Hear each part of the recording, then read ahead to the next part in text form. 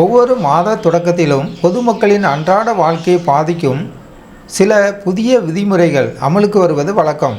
அந்த வகையில் வரும் ஜூலை 1ஆம் தேதி முதல் சாமானிய மக்கள் அனைவரும் கட்டாயம் தெரிந்து கொள்ள வேண்டிய சில அதிரடி மாற்றங்கள் அமலுக்கு வரவுள்ளன. முக்கியமாக ரயில்வே துறையில் சில புதிய கட்டுப்பாடுகள் விதிக்கப்பட்டுள்ளன. அவை என்னென்ன? வாருங்கள் ஒவ்வொன்றாக விரிவாக பார்க்கலாம். தக்கல் டிக்கெட்டுக்கு ஆதார் கட்டாயம். முதலாவதாக ரயில் பயணிகளுக்கான ஒரு மிக முக்கியமான அப்டேட். அவசரமாக வெளியூர் செல்ல வேண்டுமென்றால் அனைவரும் நாடும் ஒரே வழி தக்கல் முன்பதிவு தான். ஆனால் இனி தக்கல் டிக்கெட் புக் செய்ய ஒரு புதிய ரூல்ஸ் வந்துள்ளது.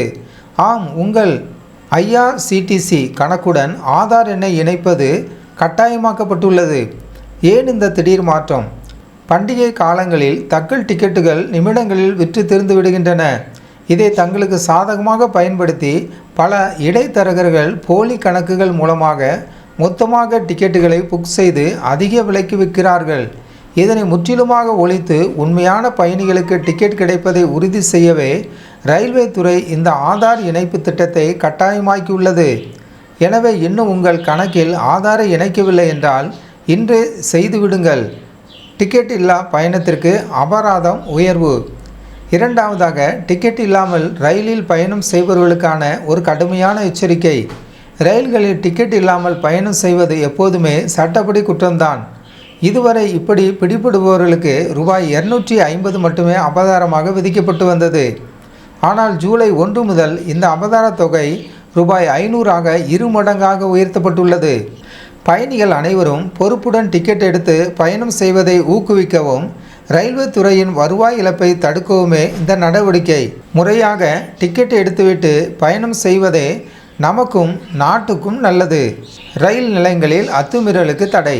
மூன்றாவதாக, ரயில் நிலையங்களில் பாதுகாப்பையும் தூய்மையும் மேம்படுத்தும் வகையில் ஒரு புதிய சட்டம் வந்துள்ளது. இனிமேல் ரயில் நிலைய வளாகங்களிலோ அல்லது ரயில்களுக்கு உள்ளேயோ ரயில்வே நிர்வாகத்தின் முறையான அனுமதியின்றி பொருட்களை விற்பனை செய்தாலோ அல்லது பிச்சை எடுத்தாலோ கடுமையான நடவடிக்கை எடுக்கப்படும். இதற்கு அதிகபட்சமாக ரூபாய் 2000 வரை அபராதம் விதிக்கப்படலாம் என்று அறிவிக்கப்பட்டுள்ளது. இதனால் பயணிகளுக்கு என்ன லாபம்? பல நேரங்களில் அனுமதியற்ற வியாபாரிகளாலும் பிச்சை எடுப்பவர்களாலும் பயணிகளுக்கு பெரும் தொந்தரவு ஏற்படுகிறது. பயணிகளின் பயணம் அமைதியாகவும் பாதுகாப்பாகவும் சுகாதாரமாகவும் முறையிலும் அமைய வேண்டும் என்பதற்காகவே இந்த கடுமையான சட்டம் அமல்படுத்தப்படுகிறது. ஜூலை 1 முதல் அமலுக்கு வரும் இந்த மாற்றங்கள் ஆரம்பத்தில் சற்று கடினமாக தோன்றினாலும் நீண்டகால அடிப்படையில் பார்த்தால் இது பயணிகளின் பாதுகாப்பிற்காகவும் தரமான சேவையை வழங்குவதற்காகவும் கொண்டு வரப்பட்டவை தான் என்பதை நாம் புரிந்து கொள்ள வேண்டும்.